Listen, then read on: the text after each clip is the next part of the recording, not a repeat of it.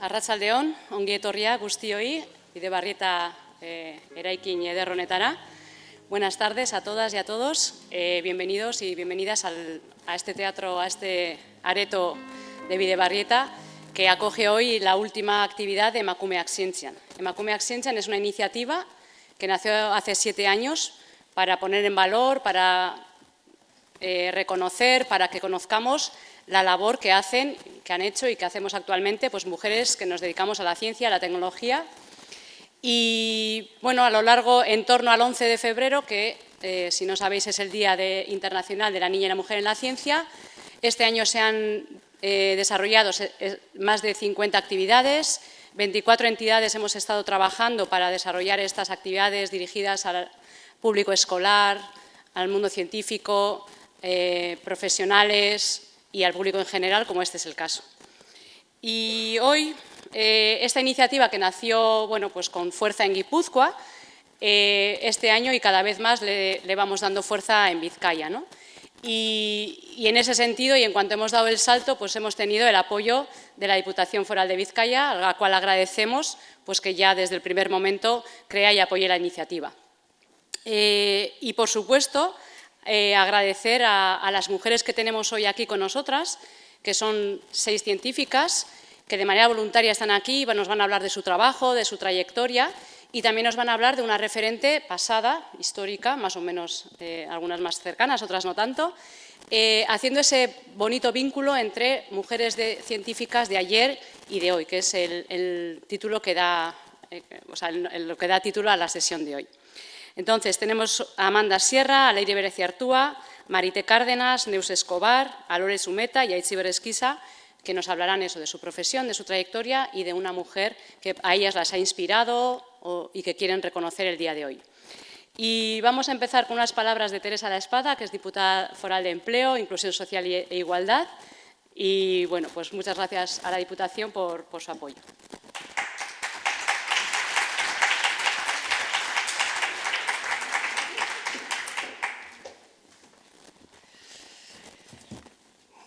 Laguna Gurgarriok, arratsaldeon guztioi. Buenas tardes a todas y a todos y gracias por acudir, por venir y sobre todo gracias por invitarnos a estar y compartir un ratito con vosotras y con vosotros. Emakumeak Zientzian, ekitaldi honetan egoteak posten nau. Dakizuenez, zuzentzen dudan sailaren konpromisua eta nire konpromisu propioa betidanik egonda zuetzat. Emakumeak Zientzian, visibilizar a las mujeres científicas, romper estereotipos, fomentar vocaciones científicas. La verdad es que yo creo que es un reconocimiento y para mí es un gusto reconocer esas científicas de ayer, las de hoy y las que serán. Yo creo que es un acto muy bonito porque nos sitúa en esa traslación temporal de lo que es ser mujer en el tiempo y la invisibilidad que hemos tenido las mujeres a lo largo de la historia. Por las que fueron, como mujeres científicas que todas y todos conocéis, y me da casi hasta apuro nombrar algunas de ellas, pero vosotras las vais a nombrar mucho mejor que yo, todas esas protagonistas indiscutibles de la cultura, de las mujeres, de la ciencia, de los derechos, que la historia les invisibilizó a todas ellas, a escritoras que tuvieron que firmar con otros nombres. Mujeres que han sido protagonistas tan indiscutibles como ocultadas. Por las que sois actualmente, por todas vosotras científicas que estáis aquí, ahora mismo en laboratorios, en experimentación, en ciencia aplicada, en la medicina, avanzando en conocimientos, pero que difícilmente sois visibles, o se cuenta menos veces que con los hombres, o estáis en menos grupos de trabajo, o las llamadas telefónicas suenan menos veces. Estáis haciendo historia, no tengáis ninguna duda. Estáis haciendo historias porque estáis ayudando al progreso y merecéis que no os ocurra nada de lo que ocurrió a vuestras antecesoras. Y es un deber daros visibilidad. Y también por las que serán, por esas niñas actuales que necesitan referentes, que os tienen que mirar, os tienen que ver y tienen que saber que la ciencia también es de chicas. La ciencia sí es cosa de chicas.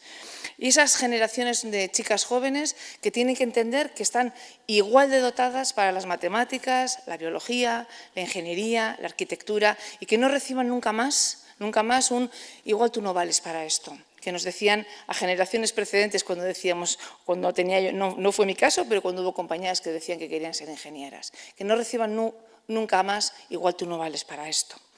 En Vizcaya, como vosotras decís, la ciencia sí es cosa de chicas y tiene que ser cosa de chicas. La ciencia es tan de chicas como de los chicos y para eso es imprescindible visibilizar la actividad de todas esas mujeres que hacen ciencia todos los días en todos los lugares de Vizcaya, que hay muchísimas.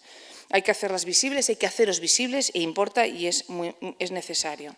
Y cuando hacemos visibles a las mujeres, estamos construyendo realidad, enmarcamos y damos sentido a las cosas. Ocupar el espacio público, como explica Hannah Arendt, significa la posibilidad de ser vista y oída en todo el mundo. Esa capacidad permite influir sobre la percepción y la construcción social de la realidad y confiere y simboliza poder. Por eso nos han ocultado y nos han invisibilizado, porque darnos visibilidad significaba darnos poder. Pero necesitamos contar y contarlo, con la batalla del relato para agitar las conciencias y condicionar las prioridades en clave de igualdad. No voy a contaros mucho, pero sí me gusta recordar que esta lucha la llevamos sosteniendo desde hace 200 años. Aquellos 200 años, hace 200 años, cuando Olympia de Gouges o Mary Wollstonecraft o Flora Tristan luchaban simplemente por el derecho de estar presentes, aunque sea en la votación, o en los derechos de la mujer y de la ciudadana, en contraprestación a los derechos del hombre y del ciudadano que entonces se luchaba. O incluso más atrás, no sé si sabéis, pero se suele reivindicar a Teresa de Jesús como la santa mística, ¿verdad? Pues Teresa de Ahumada, que a mí me gusta reivindicarla por su apellido, resulta que Teresa de Ahumada también tuvo su gran contribución a las mujeres, porque sorteó la Inquisición e hizo que en sus conventos las mujeres leyeran, escribieran y llevaran las cuentas de sus propios conventos. Ahora nos parece ridículo, entonces era una revolución y tuvo que sortear de alguna manera la Inquisición para que yo lo pudiera desarrollar. No se cuenta esta parte de la historia, pero esta parte de la historia es tan real y tan invisibilizada como la otra. Por eso a veces me resulta gracioso que fuese Franco el que llevase un dedo incorrupto de Santa Teresa paseándolo por España como si fuese el símbolo de la santidad, cuando resulta que fue una mujer que fue mucho más revolucionaria de lo que luego ha sido identificada. Bueno, pues muchas mujeres anonimizadas, historias que se han cambiado sobre ellas, que se han alterado y que se han contado cosas que no eran ciertas, como también sabréis como Juana la Loca, que nunca estuvo loca. Generaciones de mujeres anónimas que nos han precedido en luchas titánicas por los derechos de las mujeres y que han reivindicado sus derechos con un coste personal enorme. Y salvo contadísimas excepciones, las mujeres hemos sido sistemáticamente expulsadas de los lugares públicos donde se nos visibiliza. A mí me gusta también recordar a Cecilia Boldefabel, quien tuvo que firmar sus cartas o sus libros como Fernán Caballero, Caterina Albert, que firmó con Víctor Catalán, o la figura de María Lejarraga, que ahora se está reivindicando mucho, que firmaba con el nombre de su marido, quien se apropió de todas sus cartas para mujeres, que era Gregorio Martínez Sierra. Luego, por tanto, visibilizar a las mujeres y hacer que las mujeres sean propietarias de lo que legítimamente han construido y han conseguido, creo que es imprescindible. Y que os hagáis propietarias de lo que habéis conseguido es imprescindible. Y que las niñas tengan un reflejo y sepan que pueden hacerlo y que nadie les tiene que robar su protagonismo, creo que también es imprescindible. El camino no es nada fácil, nos cuesta muchísimo, seguimos teniendo cifras enormes de desigualdad de mujeres en ciencia, las carreras STEM no son escogidas precisamente por las mujeres y cuando las escogemos, que bien lo sabéis, quedamos desdibujadas porque nos quedamos en los puestos intermedios y nunca en las direcciones. Pelead todo lo que podáis. Nos vais a tener acompañándoos todo el tiempo, todo el rato.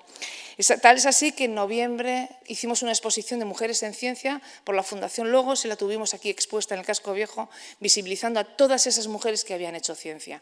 Seguiremos caminando juntas. Nos tenéis en la Diputación siempre que queráis para visibilizar el trabajo que hacéis. Creo que es una obligación nuestra de los poderes públicos y una devoción por vuestra parte que tiene que coincidir. Mila esker y adelante.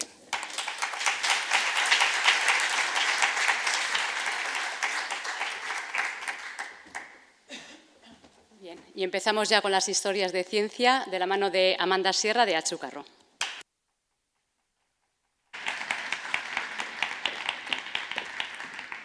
Bueno, buenas tardes a todos. Es un poco difícil que me toque la primera después de esta introducción tan inspiradora. Bueno, yo soy Amanda Sierra, soy investigadora principal en el Centro Vasco de Neurociencias Achúcarro, soy profesora de investigación. Luego os hablaré un poquito de mi trabajo, pero... Uy, perdón. A ver. ¿Esto no va para atrás? Ahí, va para atrás. Bueno, hoy quería homenajear a alguien que probablemente no conocéis, casi ninguno de vosotros. Probablemente casi ni en mi campo conocemos. Es Agnès Gruart, es una grandísima neurocientífica que todavía vive y la he elegido precisamente por eso, porque es un modelo real, un modelo en el que podemos vernos reflejados. No es una gran premio Nobel, pero es una científica real con el que creo que podemos sentirnos identificados. Y para mí son muy importantes los modelos por dos motivos. Uno, porque nosotras podemos ver esa proyección, ese camino de baldosas amarillas que dice mi compañero Latz, todas esas etapas que tenemos que ir siguiendo, pero también para que los hombres se acostumbren a que las mujeres podemos estar, y lo hacemos igual de bien, en los puestos de liderazgo. Así que bueno, esta no es mía, me habéis cambiado la diapo, pero bueno, no importa.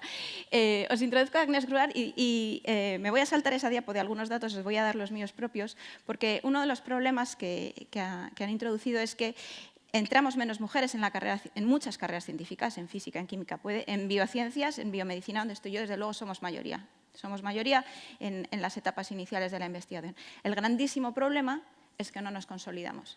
Lo que tenemos es una fuga de talento femenino grandísima. Sí, os voy a pintar la gráfica. Imaginaos que estas son las etapas iniciales de la carrera investigadora y estas son las finales. En estas etapas iniciales andamos más o menos igualados hombres y mujeres, y según va avanzando la carrera, el porcentaje de mujeres va bajando y el porcentaje de hombres va subiendo. Es decir, los hombres en sus etapas iniciales de la carrera tienen muchas más probabilidades de llegar a consolidarse que las mujeres. Y hay muchos problemas intrínsecos por los que eso ocurre y es lo que tenemos que averiguar.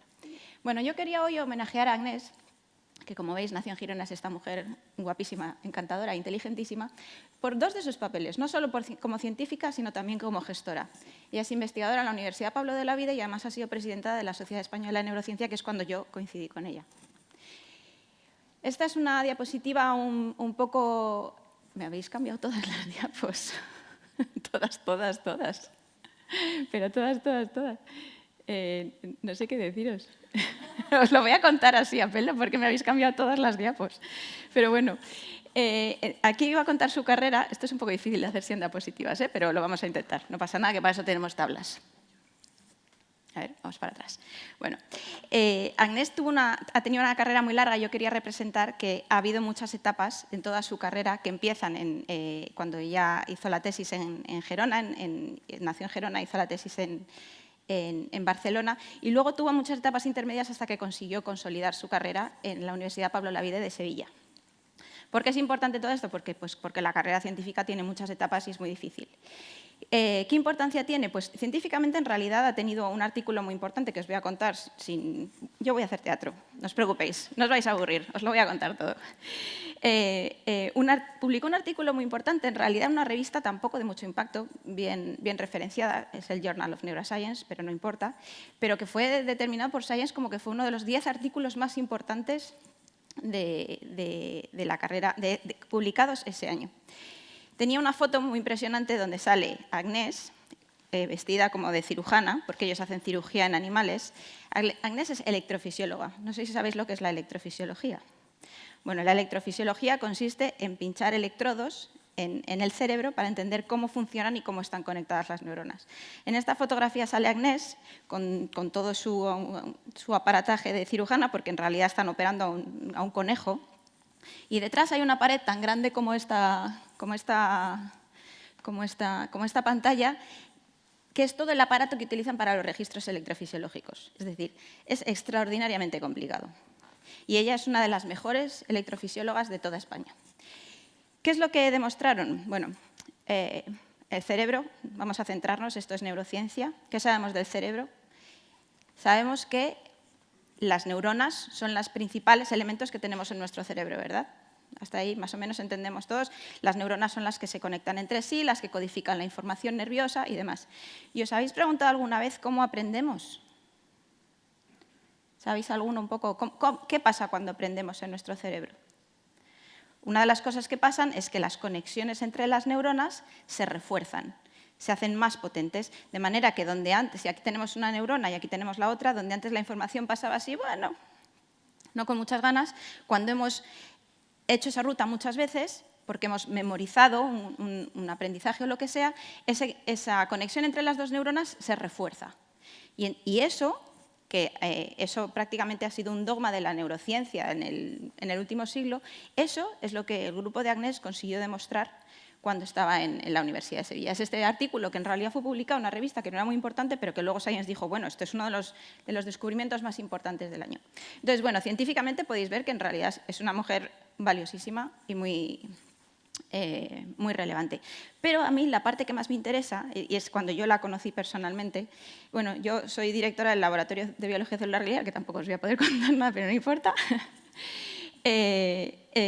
Entonces, yo tuve la suerte, la grandísima suerte, de que cuando yo estaba empezando a montar mi grupo de investigación, o sea, que cuando yo era una líder de grupo joven y relativamente inexperta, tuve la suerte de coincidir con ella en la Sociedad Española de Neurociencia. Primero fui secretaria y luego vicepresidenta, que no es que sea muy importante porque a los secretarios les pasan a vicepresidentes. Y ella era la presidenta. Entonces yo había trabajado antes con un presidente hombre, he tenido muchos jefes hombres y demás, pero nunca había trabajado con una mujer que tuviera tanto poder, que pudiera mandar tanto y sobre todo que pudiera mandar tan bien. Porque lo que yo aprendí es un estilo de liderazgo distinto, una manera de liderar en la que no se lidera. Cuando nosotros pensamos normalmente en un líder, lo primero que nos sale a la mente muchas veces es alguien tipo macho alfa, ¿no? Alguien que tiene una prestancia, ¿no? Incluso físicamente, que tiene esa capacidad como de liderazgo, ¿no? Que llega allí, se come el escenario o lo que toque. Y Agnès no trabajaba así. Y esto está muy estudiado, son dos tipos. En realidad es que hay varios tipos de liderazgo. No sé si lo sabéis, yo he tenido que aprenderlo. Hay un tipo de liderazgo que es muy vertical, muy jerárquico, en el que son particularmente buenos los hombres. Es un tipo de liderazgo orientado a las tareas, no tanto a las personas. Y es un tipo de liderazgo que verdaderamente puede funcionar muy bien en algunas ocasiones. Es lo que casi todos entendemos por ser un jefe. Pero hay otro tipo de liderazgo que es transformacional, que es horizontal, que es mucho más democrático, y ahí es donde precisamente somos muy buenas las mujeres. Y eso es lo que me enseñó Agnès. Me enseñó una manera de mandar, una manera de organizar, una manera de coordinar, teniendo en cuenta a las personas, que hace que sea todo mucho más eficaz, que para mí resultó utilísima. Y ese es el motivo por el que hoy pues, quería rendirle este homenaje, aunque se me haya quedado un poco deslucido. Pero bueno.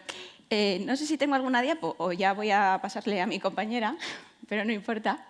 Sí, porque esto es... Ya, pero no sé por qué ha terminado aquí. Perdonadnos todos. Esa es la tuya, ¿ves? O sea, la mía no la... Está mal la mía, pero bueno, no importa. Pero o sea, está el título, pero bueno, perdonad, ¿eh? Estas son cosas del directo, pero no pasa nada.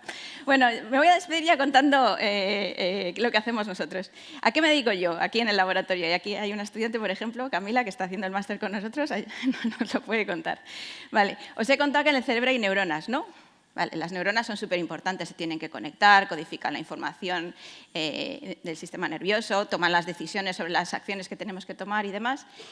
Y cuando las neuronas se mueren, porque se mueren, a ver, llegamos a edades avanzadas, ¿no? Tenemos enfermedades neurodegenerativas, tenemos accidentes, y cuando se nos mueren las neuronas, ¿qué hacemos? ¿Dejamos ahí el cerebro sembrado de cadáveres? Sería un poco feo, ¿no?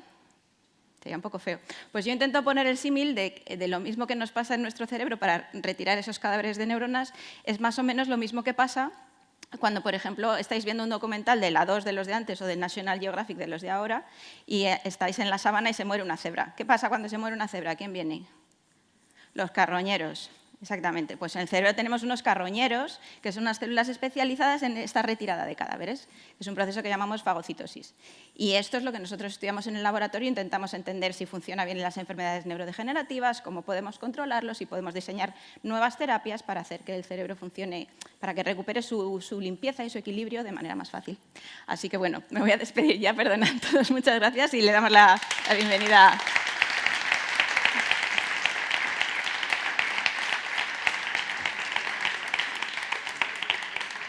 Le damos la bienvenida a Leire. Gracias, Leire. Eskerrik asko. Ongi etorri danori, mi familia por detrás, que acaban de llegar. Vale, soy Leire Bereciartua González y voy a homenajear a Zaha Hadid. Mi presentación va a ser en euskera. He intentado que estén en bilingüe todas las diapositivas, aunque algunas se me ha pasado, ¿vale? Pero voy a presentar en euskera. Bueno, Zaha Hadid nor dan esan baino lehenau, gustauko jaten esati, berak esaten zaben esaldi bat, eta berak feminista moduen, esaten zaben emakume boteretsu, adimentsu eta kreatibo asko ezagutzen zabezela, baina normalien beti, berari moduen, beti emakume adjetibo hori jartzi jakiela aurretik, ez? Azkenien, berari ez dutxien zuzara emakume arkitekta. Esaten zaben, berak, bale, baina segaitik ez gizonei, segaitik etxeak esaten zuzara gizon arkitekto. Ez arkitekto bat da, baina hau emakume arkitekta bat da, ez? Beti adjetibo horrekin. Eta guztetaiate zelan protestetan zaben horren inguruen, baina aldi berien pentsau biten zaben, zelan horreri esker, jente asko entera usan emakume arkitektak bebai dauzela, eta jente asko anima usan arkitektura ikasten, eta arkitektura moduen beste profesio teknologiko edo zientifiko batzuk, ez? Zaha Hadid jaio zan 1950 urtien, Iraken jaio zan, musulmana zan, eta egize da, zeukon familiari esker, ikasi ahal izen zabela matematika, eta gero Londresera joan izen zala arkitektua izeteko, ez? Eta suerte horikoin zabela, baina egize da bebai, zala emakume bat, botere pilo bat zeukona, botere esaten zabena ni hemen nau, eta ni gauza honekin bidotaz, ez? Eta horri esker, gauza asko inzabezan, ontxera kutsiko txuetaz batzuk, baina irabazi zaben, da esan aldogu emakume bakarra izen zala Pritzker saria irabazten 2004an. Pritzker sariak diez zinen Oskarrak izango bazien moduen. Beti gizonak irabazi izen da biez, 25 urte. Eta gero, 2021 beste emakume bat egon zan, baina ez otzien berari bakarrik emon, gizon bategaz batera motzien. Orduan esan daigun, emakume bakar saritu izen zala, ez, bera bakarrik. Eta beste hainbat sari irabazi dauz, eta esan aldogu, beran alde zientifiko matematiko hori eta arkitekturakue mezklaute, horreri esker, pentsamentu matematikoetan oinarrituko arkitektura iken dauela, eta arkitektura mundue revoluzioan hau zabela. Berak zeiken zaben, azizan arkitektura iken eta kaosa sortu haben. Guak kostumbraute gauz, eta igual tejido empresarial honetan gauzen moduen bebai, beti arkitektura beti oso karratu izen da, eta beti oso ordenatue, eta bar, eta bar. Eta etorzan Zaha Hadid eta zan zaben, bale, nik nire matematikako jakintza guztioneri esker, noie beste edifizio eta beste hiri mota batzuk planteatzera, askoz be movimentuaz gehiago dekienak, askoz be abiadura gehiago, forma kurbo gehiago, eta naturarekin, biodibertsitatearekin erlazio gehiago dekienak, ez?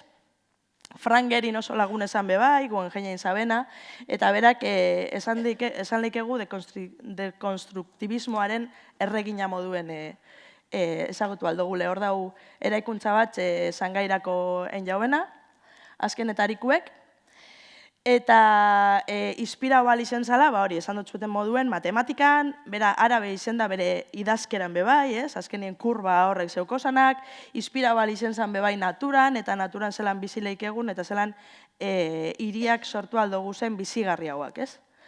Hainbat proiektu erakutsiko txuetaz, eta hasiko nazu urbilen dekotenetik, ni Durangon bizinaz, eta Durangoko tren estazioa berak diseinau zaben.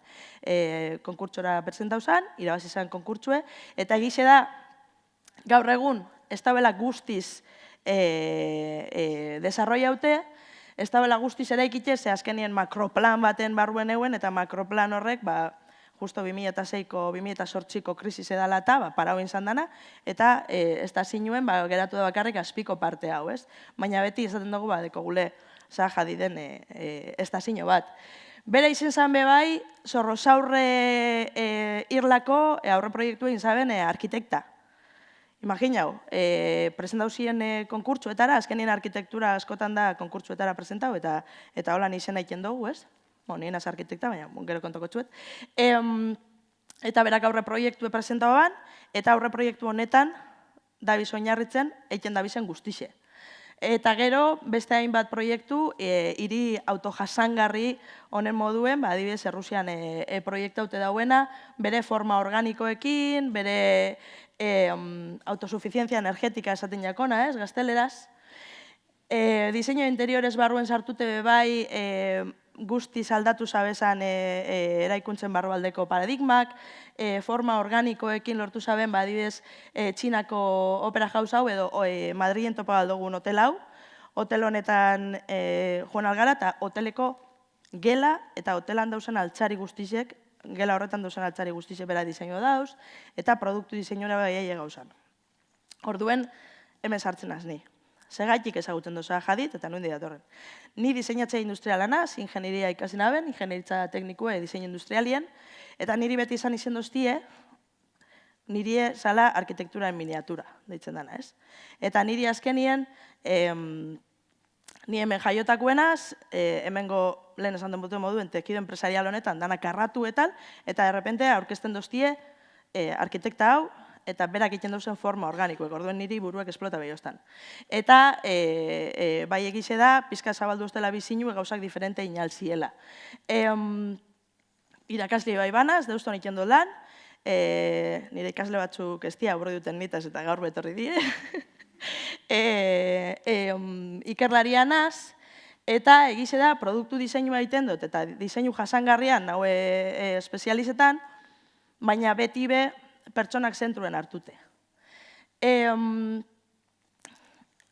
Eta abenturan jarraitzeko, zenik diseinu industrial ikasi naben, gero kanpora joan nintzen diseinu industrialien gehiago investiketan, gero torri nintzen gauza diferentitan lanien ebili nintzen, eta oin esan dut, zer gehiago baina aldot, nik doktorautza baten gut. Holan. Orduen doktorautza baten abentura honetan sartunaz, eta doktorautzan sartunaz, pentsetan, zahadidek itaben moduen, hiriak zelan evoluzioa bidabien. Eta zelan evoluzioa bidabien, energia berriztagarriak sartzen dugu zenien. Bai, orduen, doktorautzi da, hirigunetako energia eolikoa zelan aldatu leiken, paradigma hori zelan aldatu leiken, komunitateak eta bertan dauen ekosistema guztize kontutan hartzen badugu. Hau da Bilbo, ez? Bai? Hau da Bilbo, nire alabie. Bilbora, energia eolikoa, ezagutzen dugun moduen, oin ezagutzen den moduen, ekartzen badugu, zeuntxe bertan dabizena egiten edo gabizena egiten da, energia eolikoek mendipuntan, holan funtzionau dau, goi ez txikitsu bat eitera eta edifizio ganien binera. Ja, baina ezke ekosistemia guztiz diferentia da. Bai, orduen, konturatzen basarie, energia solarra bai dau irigunietan establezidu hau, baina eolikoa ondinon, ez da sartzen, ez? Honek sortuko aben paisai efektuak, baina bai balio arkitektoniko eta kulturalak aldatuko abesan. Seguk eraikuntzak eta hiriak ezagutzen dugu gure bizitoki moduen. Orduen bizitokia aldatu ingozan. Zer nabil investigetan ni?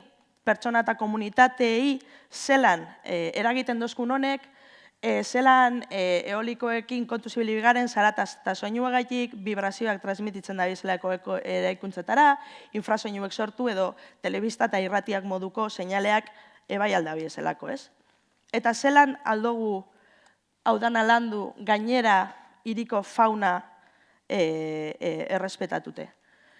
Alda, baina sistema aldaketa bat bihar dugu, eta da, produktua diseinatu, baina ez produktu aislatu bat moduen, sino que produktu bat, zerbitzu bat emoten dauena, baina zerbitzu bat sistema guzti baten barruen, eta zelan sistema guzti hori diseinatu behar den, produktua funtzionatu alizateko.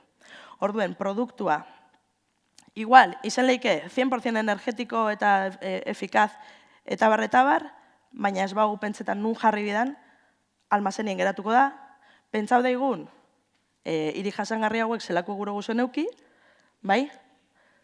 Zelako hiria gure dugun euki, zelan gure dugu zen energia berriztagarriak sartu gure bizitza hobetzeko, pertsona kontutan hartute, eta diseina hau deigu zen energia berriztagarri batzuk benetan aplikagarri zediezenak, eta hemen epinen dabe moduen teknologiak ingurune guztia errespetatuta, teknologia erreal bat, benetako teknologia erreal bat sortu, eta hortik mundu jasangarriago bat sortzeko. Hori da nire investigazio kanpue oingoz.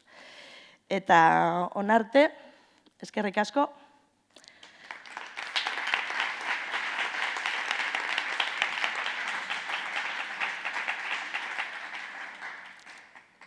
Eta le doy paso a Marité.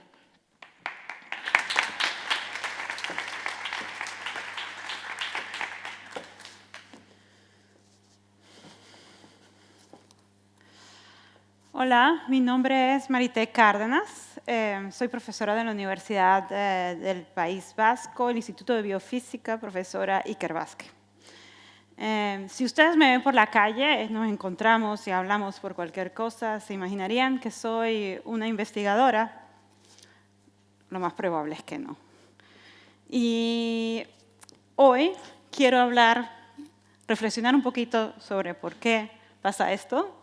Y también quiero presentar a Kazue Jurihara, que es profesora de química en Japón.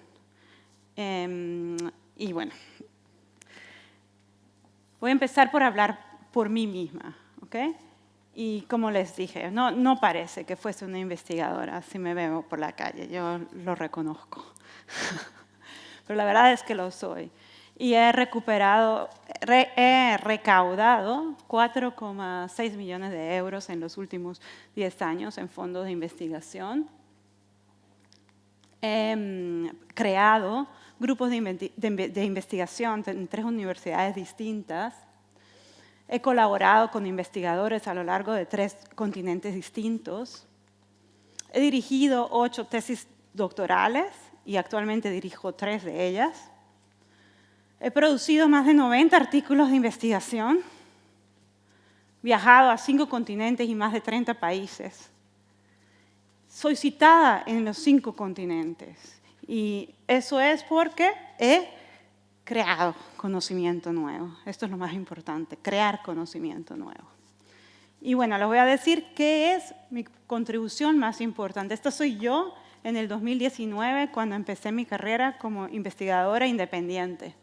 En la Universidad de Copenhague, donde fui profesor asociado, luego en la Universidad de Malmö, en Suecia, donde fui profesor en biomedicina y ahora en el País Vasco.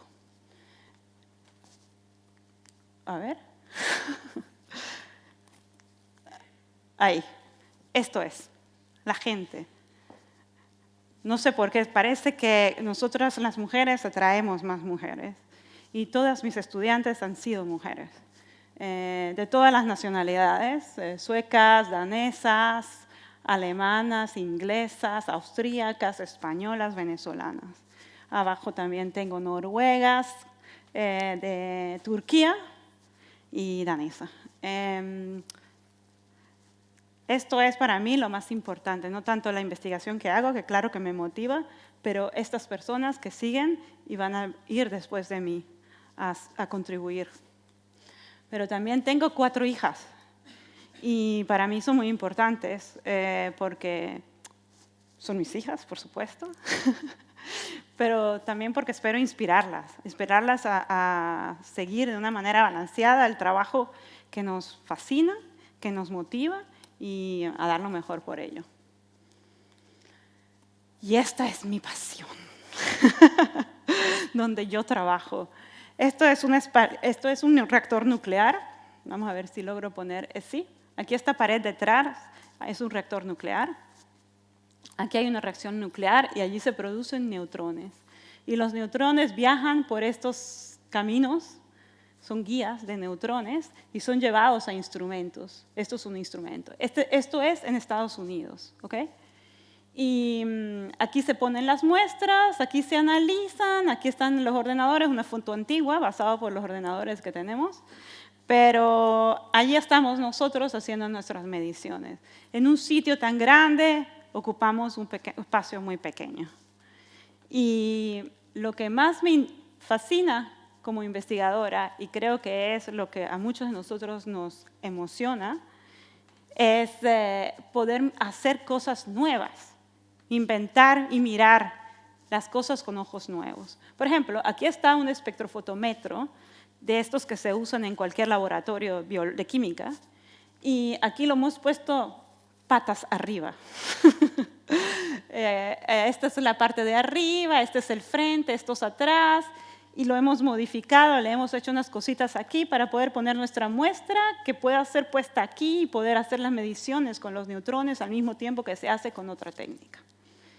Y esto es para mí fascinante, que podamos combinar, darle la vuelta, buscarle una solución a un problema.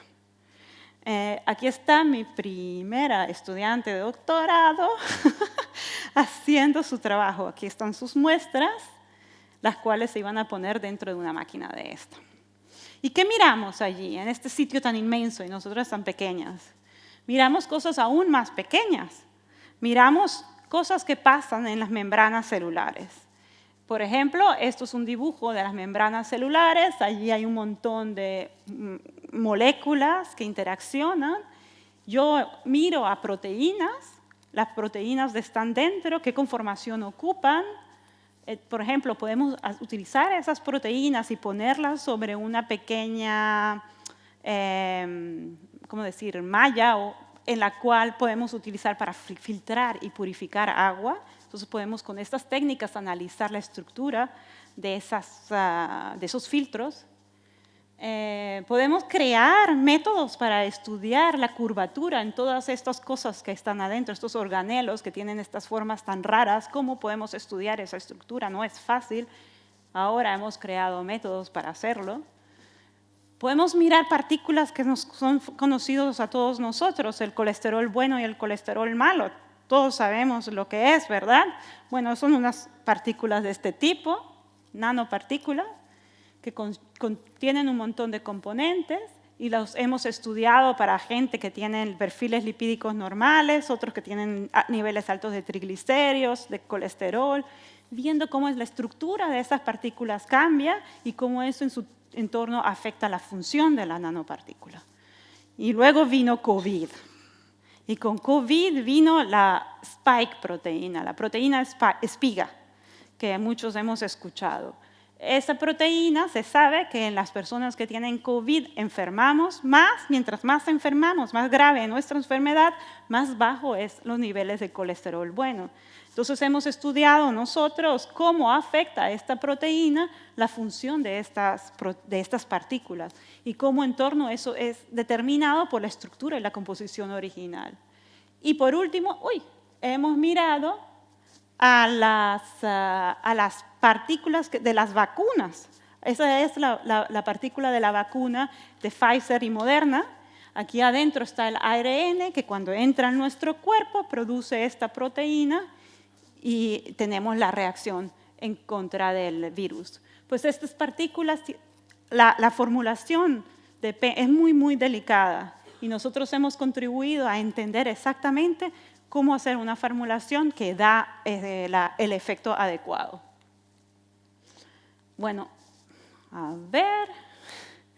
Los neutrones, como te los digo, para ir a hacer estos experimentos tienes que ir a estos facilities, que son large scale facilities, instalaciones de grandes instalaciones. Y este es Bilbao.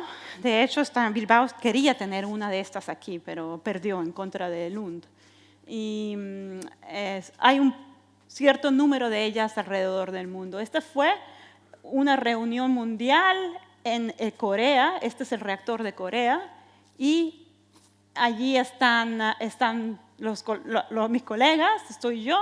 Como ven, no somos muchos, somos pocos y por lo tanto tenemos que trabajar juntos.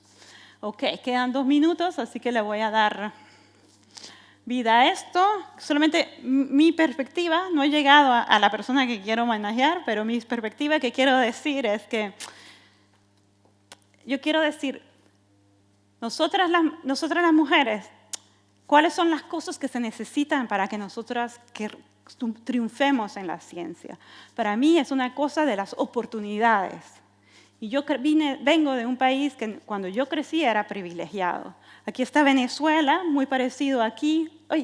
Allí está el edificio donde yo crecí y esa era la niña de 13 años que decidió estudiar ciencia. A mí nadie me dijo nunca que no podía estudiar ciencia. La ciencia era lo que a mí me gustaba y lo que iba a hacer. Y como muchos de nosotros, mis abuelos eran analfabetas. Muchos de ellos eran analfabetas. Y si se fijan un poco, hay unos más claros, otros más oscuros, a lo mejor un poco indígenas. En una generación, mi madre y sus hermanas son todas universitarias. Es una gran diferencia, un privilegio que tuvo Venezuela. De las oportunidades de todas las mujeres de todas las personas en una generación pasar de analfabetas a universitarios. Mi padre, que era 20 años mayor que mi madre, eran 10 hermanos, 4 fueron universitarios. Y aquí estoy yo, licenciado en química, máster en tecnología de alimentos en la Universidad de Lund y doctorado en físico-química. Aquí está la persona que yo quería homenajear. Y me queda medio minuto. Kazue, ¿por qué la escogí yo? Porque una cosa que siempre me impresiona es que nosotras las mujeres no solemos ocupar espacio. Siempre aparecemos pequeñitas detrás del podio, sin movernos, y como que uno no parece ser quien es. Y así estaba ella recibiendo, siendo homenajeada por el trabajo de su vida, con un trabajo fantástico.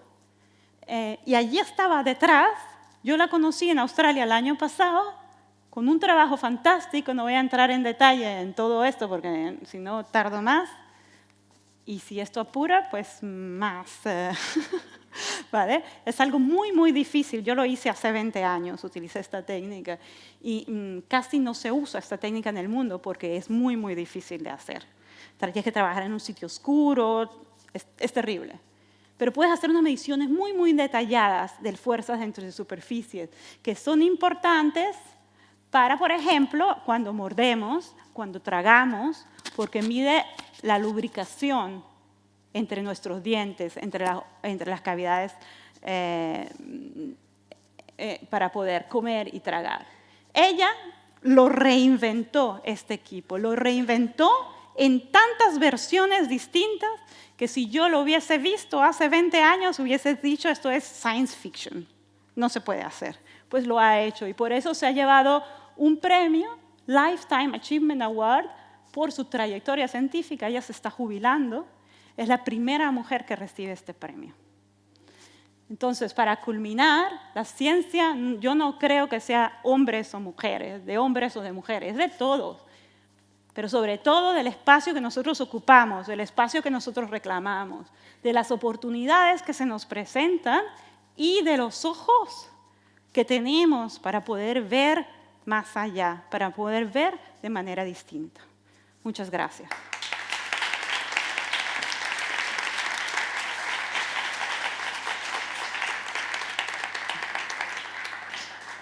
Y ahora, a ver, Neus.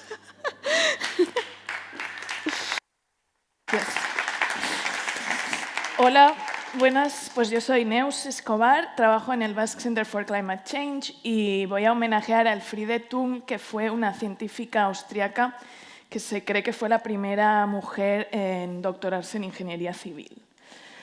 Este es un breve resumen de mi trayectoria académica hasta la fecha. Yo hice ingeniería agrónoma en la Universidad Politécnica de Valencia. Después empecé ahí el doctorado en el Departamento de Tecnología de Alimentos y al terminar la tesis, después de unos meses, me fui como investigadora postdoctoral a la Universidad de Bonn, en Alemania, en el Departamento de Economía Agroalimentaria. Y después de 4 años me fui ya como investigadora al Instituto Internacional de Análisis Aplicado de Sistemas en las afueras de Viena. Ahí estuve 2 años y justo para venirme a finales del año pasado al BC3 en Leioa, con una beca Marie Curie de la Unión Europea, que aunque es muy prestigiosa, solo te financia 2 años, con lo cual quiere decir que el año que viene ya me tendré que poner a pensar cómo me voy a pagar el sueldo. Y bueno, como podéis imaginar, pues para tener una trayectoria científica como la mía, por ejemplo, hay que ser muy flexible y muy dispuesto a adaptarse, a cambiar de lugar de trabajo y también de ciudad o de país, lo cual es pues, muy divertido, muy enriquecedor, pero también un poco cansado. Y bueno, aunque mi carrera es bastante interdisciplinar, podemos decir que se centra en la cuantificación de impactos ambientales a lo largo de las cadenas de suministro, especialmente de aquellas que tienen origen en productos agrícolas. ¿Y por qué decidí homenajear a Elfriede? Pues en primer lugar porque las dos somos ingenieras, yo agrónoma y ella civil, por la Universidad Politécnica de Viena. después porque las dos vivimos en Viena, que es una ciudad que a mí me encanta, aunque en diferente época. Ella nació en los años 20 del siglo pasado y bueno, esta foto es incluso anterior a su nacimiento, a estos principios del siglo XX. Y después también, en tercer lugar, porque quiero pensar que a las dos nos encantaba ir en tren y nos encantaban los trenes, y es que ella, después de doctorarse en Ingeniería Civil, trabajó para la compañía austriaca de ferrocarriles y contribuyó a desarrollar esta red que hoy en día es tan extensa y te permite viajar pues, desde Ámsterdam hasta Budapest prácticamente sin bajarte, o desde Zúrich hasta Bratislava, lo cual contribuye a bajar las emisiones de carbono en relación al coche y, por supuesto, al avión. Ay, siempre me pasa, perdón. Quería preguntar ahora, ¿dónde creéis que la proporción de mujeres científicas e ingenieras es mayor en respecto a los hombres? ¿En Euskadi o en Austria? A ver, ¿quién cree Euskadi? Que levante la mano. Vale. ¿Quién cree que en Austria? ¿Nadie? ¿No sabe, no contesta? Bueno, vamos a salir de dudas porque eso está contabilizado por el Eurostat. Y en 2020, efectivamente, en Euskadi había más de un 50% de los científicos e ingenieros empleados eran mujeres, en relación a Viena, por ejemplo, donde la proporción es un poco menor, que es entre el 45 y el 50%. Y bueno, que no nos engañen estas estadísticas porque conforme vamos hacia arriba, en cuanto a rango y sueldo, estas proporciones suelen bajar.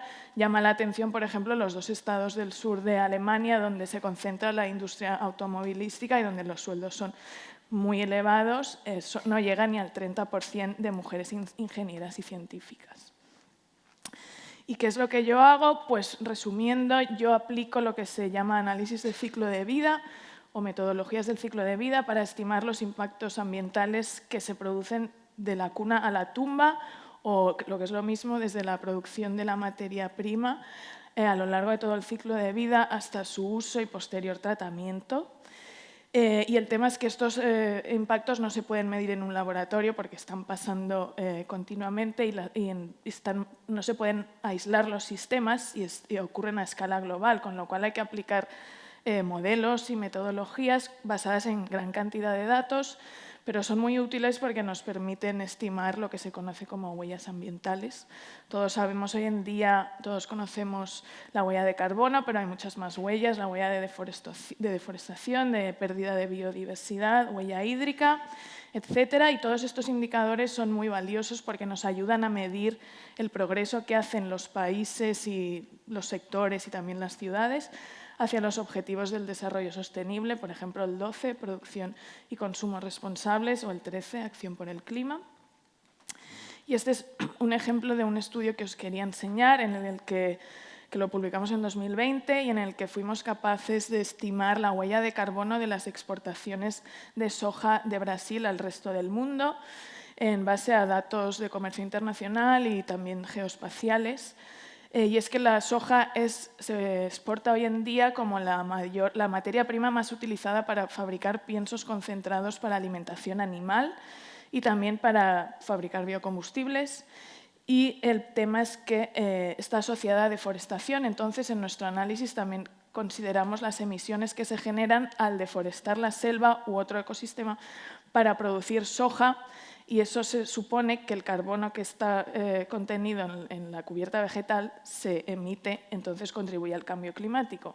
Y por eso estos municipios, nosotros calculamos huellas municipales, se ve que en esos municipios estaba efectivamente ocurriendo deforestación alrededor de la selva amazónica y de la sabana del Cerrado. Y también con eso pudimos estimar la huella de carbono de los países importadores y por eso casualmente descubrimos que era España el país que tiene una huella de carbono mayor si se estima por tonelada de soja importada, y eso es porque España en el periodo de análisis importaba de esos municipios donde se está deforestando para producir soja. Y bueno, nos hizo muy felices este estudio, entre otras cosas porque fue citado junto con otros estudios por el Parlamento Europeo en su propuesta de elaborar una directiva para vetar las importaciones de productos asociados a deforestación en el mercado común.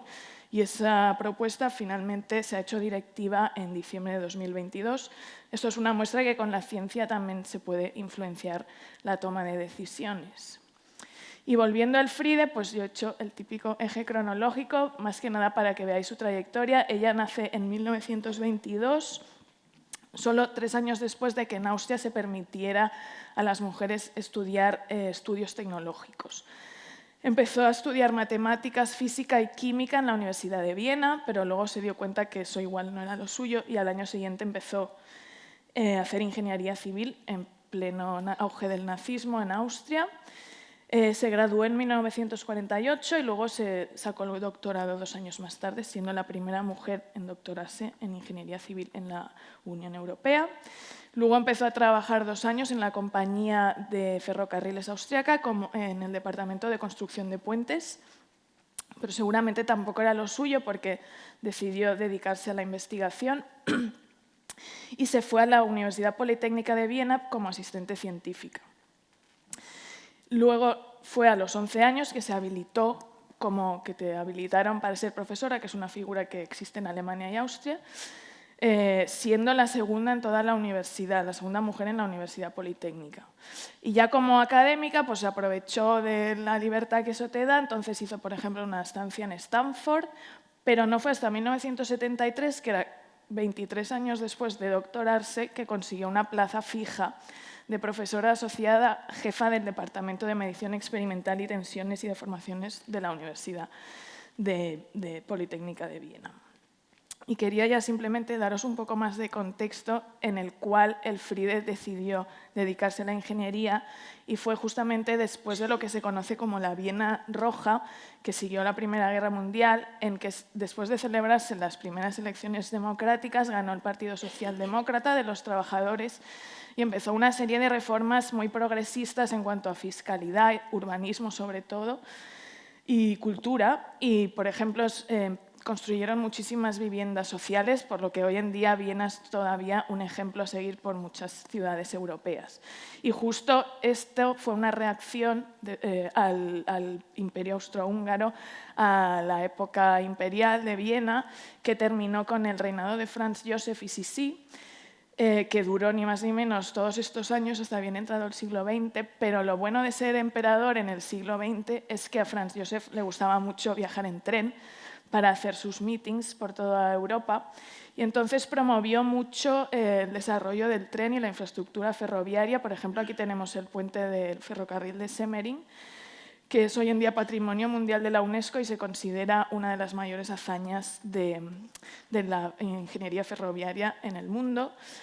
Y es también curioso que Franz Josef, entre otras cosas, le encantaba ir en tren hasta sus lugares de vacaciones favoritos en los Alpes y por eso hoy en día en Austria también podemos ir en tren por todas las montañas casi sin tomar el coche, lo cual contribuye a bajar la huella de carbono y es curioso decir que no hay ni un solo kilómetro de alta velocidad, con lo cual también es más respetuoso con el entorno. Y bueno, aunque este puente no fue diseñado por el FRIDE seguramente, pero esto no funciona así. Pero seguramente le sirvió de inspiración y es por eso que ella sigue siendo un ejemplo para muchas mujeres que quieren ser ingenieras y tener profesiones técnicas hoy en día.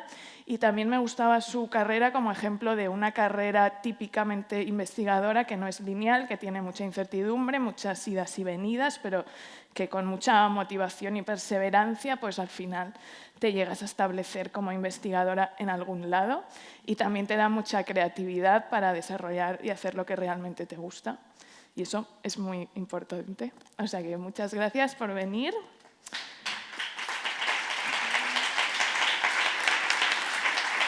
Y ahora, Lore Zumeta, te toca. Eskerrik asko. Bueno, arratsalde on, eta eskerrik asko danori, arratsalde guzkitxo honetan ona etortzagatik. Ni Lore naiz eta Florence Nightingale omenduko dut, hemen aurkezpentxo txiki honekin. Eta besterik gabe, Florence Nightingale aurkeztuko dizuet. Nortzen Florence Nightingale kokatuko gara denboran atzera egingo dugu eta 19. mendera joango gara, 1820an jaio zen Florence. Eta Florence ezaguna da erizaina izateagatik, erreformatzaile soziala eta baita estatistikaria ere. Florentzian jaio zen eta izena hortik datorkio. Gurasoak Italian jaio zen, baina bera britainiar famili aberats batekoa zen. Aberatsak ziren eta gurasoak Esteibideian zirela, alaba gaztena Florentzian jaio zen eta hortik Florence. Esan dizuet, erizaintzan eta estatistikan ekarpen handiak egin zituela eta aipatu nahiko nuke nik gauza bakarra nabaritu edo destakatu nahi dut aurkezpen honetan Florencena eta horretarako esango dut berak Britainiar soldadu zaurituak hartatzen eta zaintzen egon zela eta horretarako matematika eta estatistikak lagun izan zituela. Beraz, pozik nago baita ere, zeo hartu naiz antzekotasun bat daukadala Florenceekin eta nire lana Florencek egin zurenarekin. Florence soldadu zaurituekin egon zen eta nik futbolari lesionatuekin nabil lanean, baina ez naiz erizaina, ez naiz medikua, ez naiz fisioterapeuta, ni matematikaria naiz. Doktoretza tesia egiten ari naiz.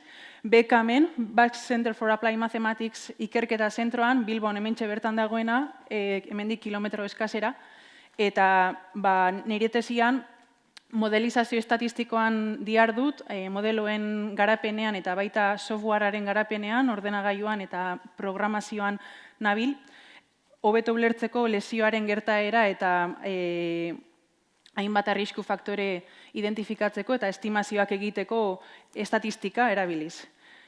Niri buruz gehiago aipatzearren, matematika ikasi nuen hemen EHUn, ondoren Bartzelonara joan nintzen masterra egitera, eta Bartzelonan bertan deskubritu nuen bioestatistika eta estatistikak dituen aplikazio desberdinak, oso aplikazio hainbat ditu estatistikak. Eta esan dizudan bezala, doktoretza tesia egiten ari naiz. Eta aipatu, txikitatik gustatu izan zaizkidala, gustatu izan zait matematika, eta baita beste hainbat irakasgai ere, eta hemendik baten bat gogotan balin badago gazteren bat, matematika egiteko animatuko nuke gazte hori. Nik ere ez nuen oso garbi, eta ez dago zertan batzutan enkasilatzera jotzen dugu, baina ez da horrela, eta eskatuko nuke ere aurre juzgo hauek gainetik kentzeko, ez da horrela. Beraz, kontatu dizuet nire konexioa izango litzake estatistika eta kirol medikuntzaren artean, eta Florencena erizaintza eta estatistikaren artean. Nola kombinatu zituen bi hauek? Krimeako gerran.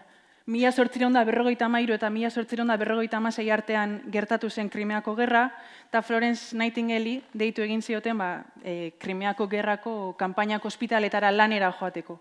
Eta bertan oso gogor egin zuen lan, gau eta egun horribil zen lanean, gaixoak hartatzen, eta guztia dokumentatzen zuen, guztia idatzi, guztia detaile eta xehetasun osoz, hartzen zuen zenbat hildako egon ziren, zenbat gaixo, eta era guztietako datuak biltzen zituen.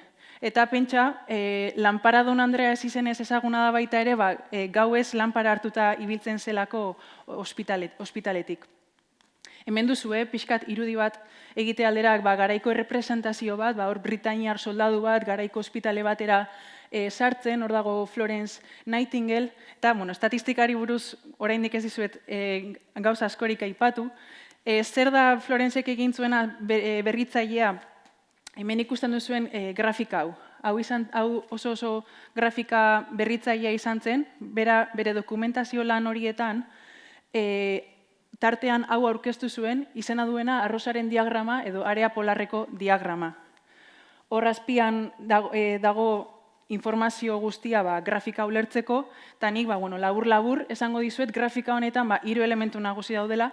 Lehenengoa denbora, sektore bakoitza hilabete bada, ondoren sektorearen azalera, heriotza kopurua, hobeto esan da, tasak adierazten du, eta koloreak heriotzak kausa beraz.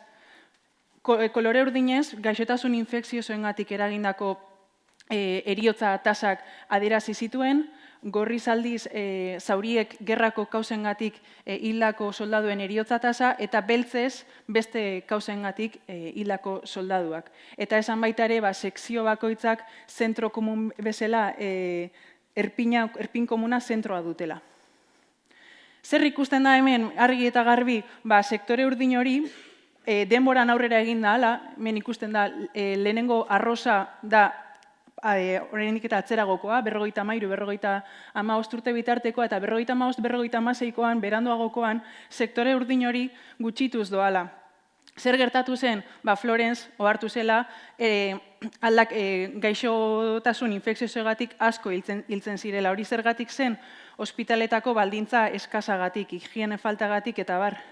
Eta esan zuen, hemen aldaketa batzuk egin beharra dazkagu, erreforma batzuk, eta argi eta garbi ikusten da, ekainetik, 55ko ekainetik aurrera, nola gutxitu ziren horiek, eta horratzean dagoen arrazoia da egin ziren aldaketak.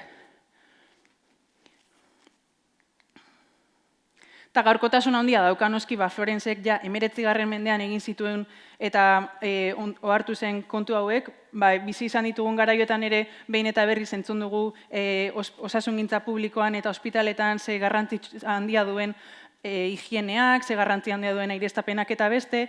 Nire lanean ere tesian, doktoretza tesian oso erabilgarria zait, arrosaren diagrama, erabat modu deskribatzailean edo irudikatzeko ze lesionatuen prevalentzia, erabat modu temporal batean, lehenengo denboraldi, hemen bi denboraldiari naiz irudikatzen, eta sekzio berdean disponible dauden jokalariak irudikatzen ditut, eta beste koloretan prevalentzia, beste mota bateko lesionatuen jokalarien prevalentzia.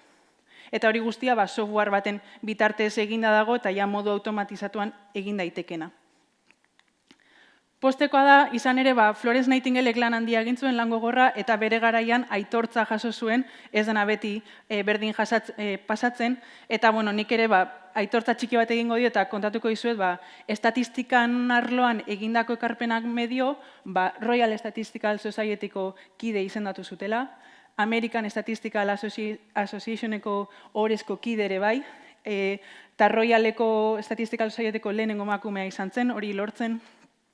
Bestalde, erizaintzari dagokionean, izugarrizko eskola oso bat sortu zuen, San Thomas Hospitalean, eta erizain asko trebatu ziren, eta oinarriak ezarri zituen ere bai, ogibide hau profesionalizatzerako bidean. Ez zegoena garai hortan ere oso ondo ikusita edo ez zuena oso prestigio handia esango dugu.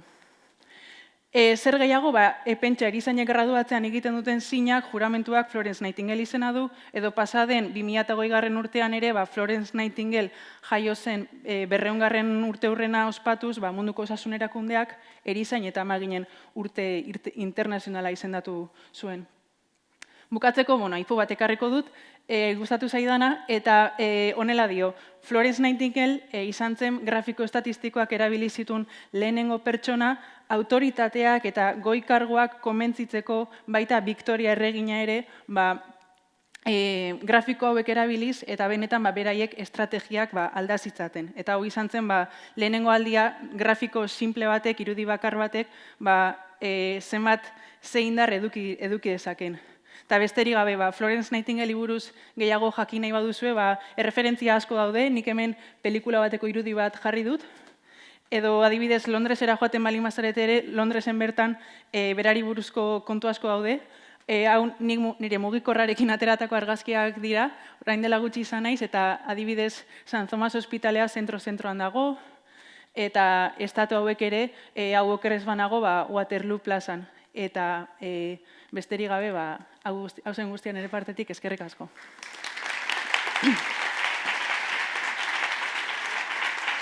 Eta orain Aitziberrekin utziko zaituztet.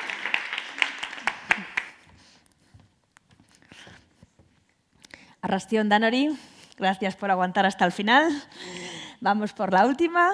Jane Jacobs, yo soy Aitziber Eguzquiza. Soy investigadora en la ciudad desde hace 15 años, en Tecnalia, soy urbanista y arquitecta. Y hoy os quiero hablar de Jane Jacobs, que es una mujer que hace 60 años cambió la forma en la que vemos las ciudades. Hace 10.000 años que el ser humano vive en una ciudad.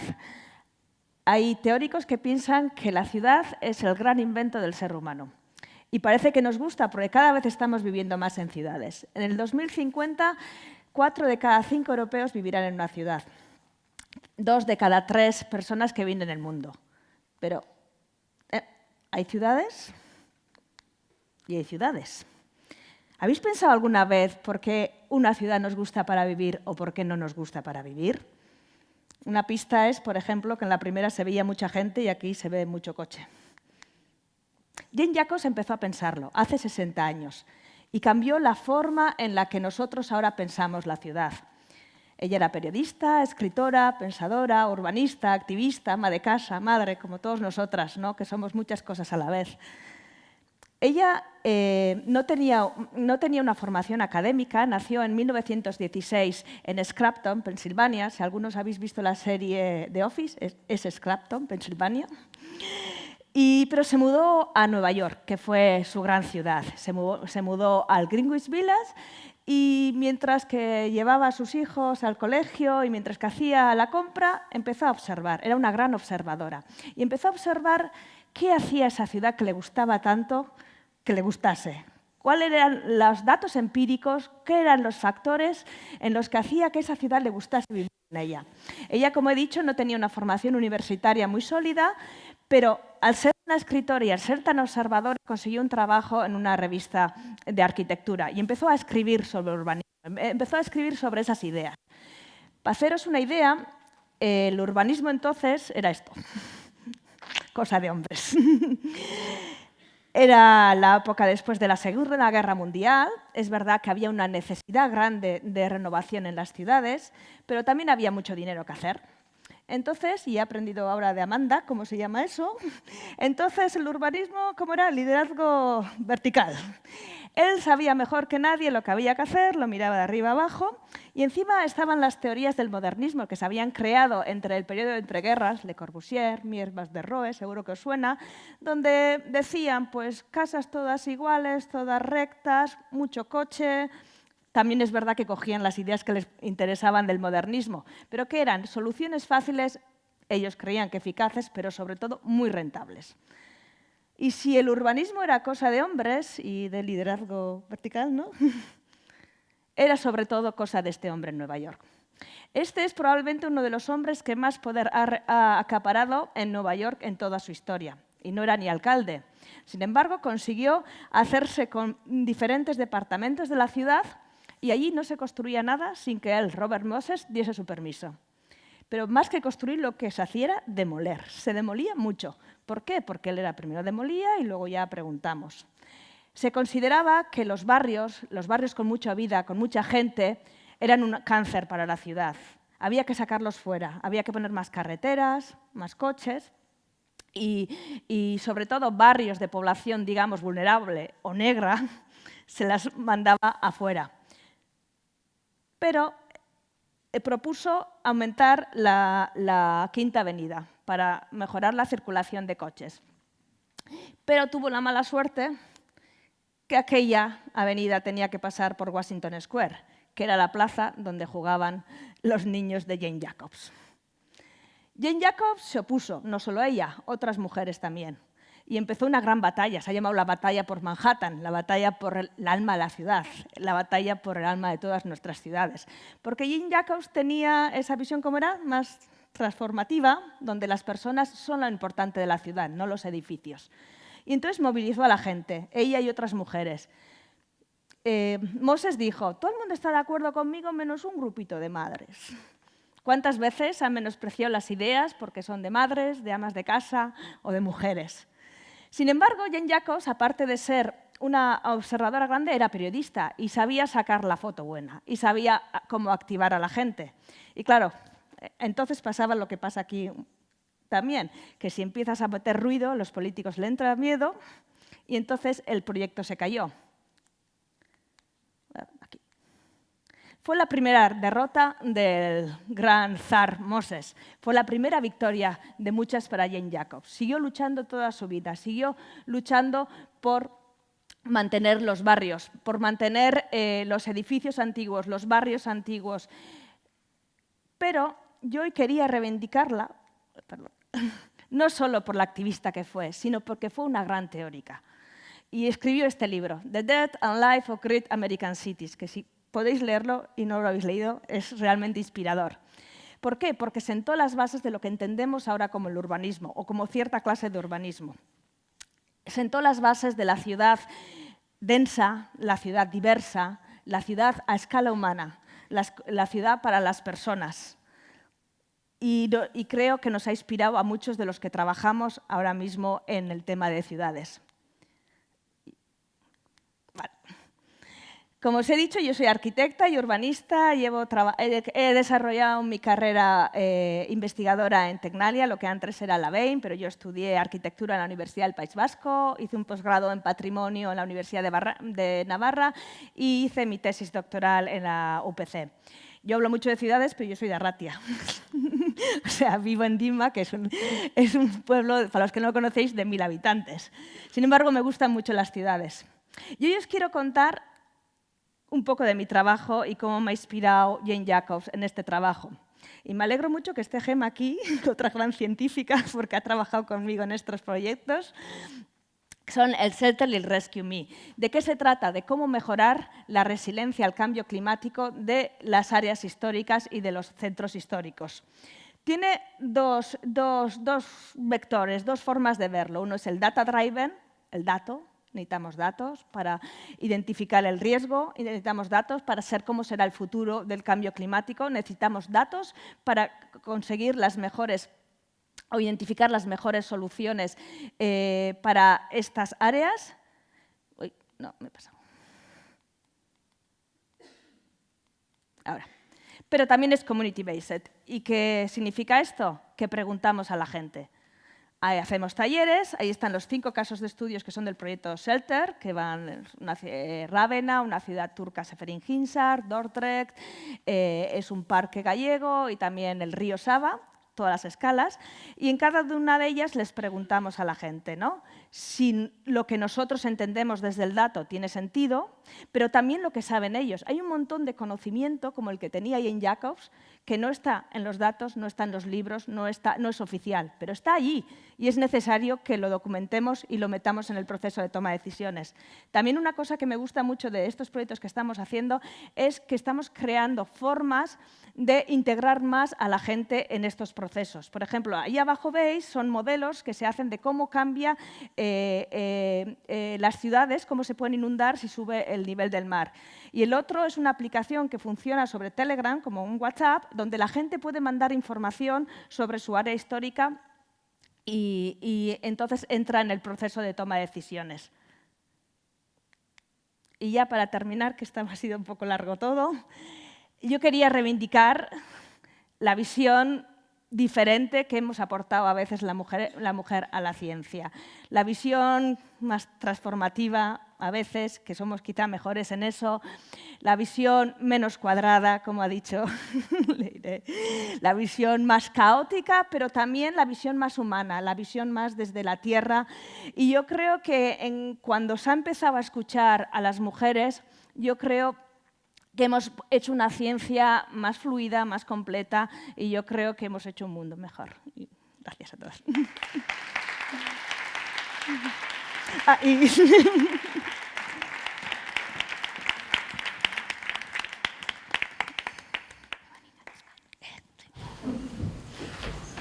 Bueno, mi eskerda noi, izugarri izan da benetan, niretzat, dida batean pasatu zait. Para mí se ha pasado volando, ha sido interesantísimo todo lo que habéis contado. Y nada, simplemente me gustaría recordar los nombres, porque aquí va también de reconocer y de que sea 11 de febrero todo el año, ¿de acuerdo? Hoy terminamos, gracias a Emakumeak Zientzian por la iniciativa, por todas las actividades que hemos llevado a cabo, una semana intensa y llena de emociones. Y reconocer y agradecer a Itziber Eguzkitza, Lore Zumeta, Neus Escobar, Narite Cárdenas, Leire Besiartúa y Amanda Sierra, que nos han recordado a Zaha Hadid, Kasue Urijara, Florence Nightingale, Elfriede Tung, Agnes Bruard y Jane Jacobs. A todas ellas, gracias por toda la historia que están haciendo. Vale, el micro lo pongo ahora, justo al final, perdonad. Por la historia que han hecho y que están haciendo. Pues nada, gracias, eskerrik asko hemen izatagatik gurekin, eskerrik asko zuei, Teresa, Patricia, Izaskun, mi esker babesagatik, eta bueno, hurrengora arte.